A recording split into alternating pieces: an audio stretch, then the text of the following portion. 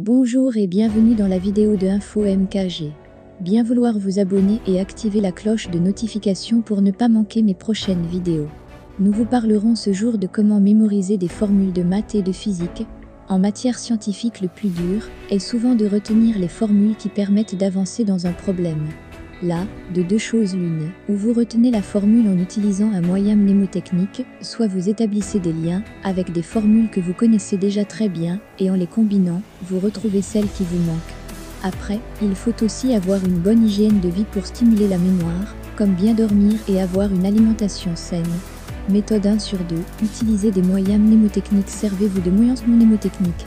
D'autres avant vous ont été confrontés à ce problème et certains ont trouvé quelques astuces pour retenir les formules. Votre professeur vous en a peut-être déjà donné quelques-unes.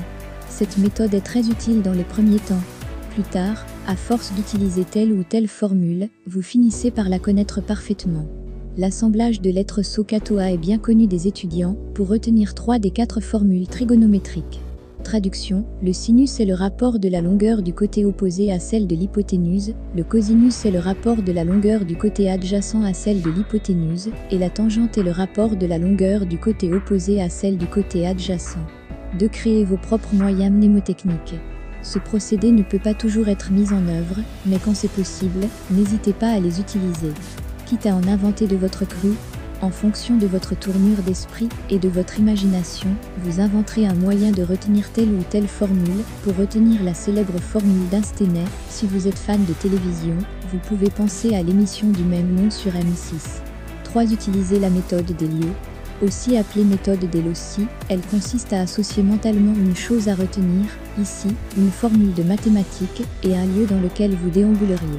Cela ne marche que si vous avez une mémoire visuelle, et il y faut de l'entraînement. Vous avez à retenir la formule de l'aire d'un cercle qui consiste à multiplier pi par le carré du rayon du cercle. Cela tombe bien, il y a sur votre balcon une pie qui vient toujours se poser sur une petite bibliothèque ayant 2 rayons. À vous d'inventer une histoire qui vous parle.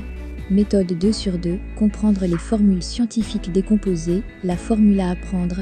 Apprendre les formules, pour dire de les retenir, est sans intérêt et vous risquez fort de les oublier aussitôt apprises.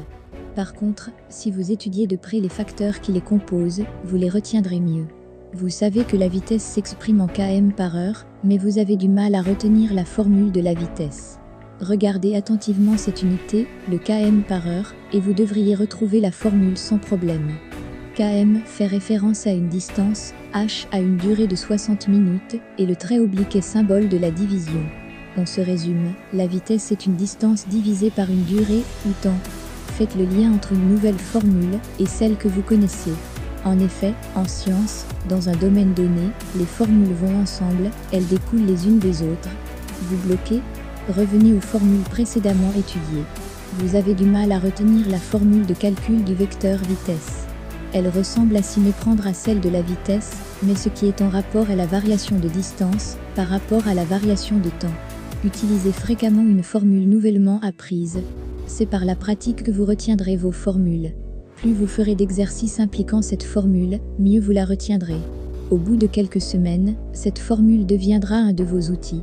Au début, la mise en œuvre d'une formule est difficile, c'est normal, mais au fil des exercices, vous devriez mieux maîtriser votre sujet. Et si vous vous entraînez régulièrement, vous n'aurez aucun problème pour réussir vos contrôles sur table ou à la maison. Pour vous exercer, vous avez votre manuel, des livres d'exercices ou Internet, il y a des centaines de sites qui vous donnent aussi les solutions et les explications nécessaires en fonction de l'erreur.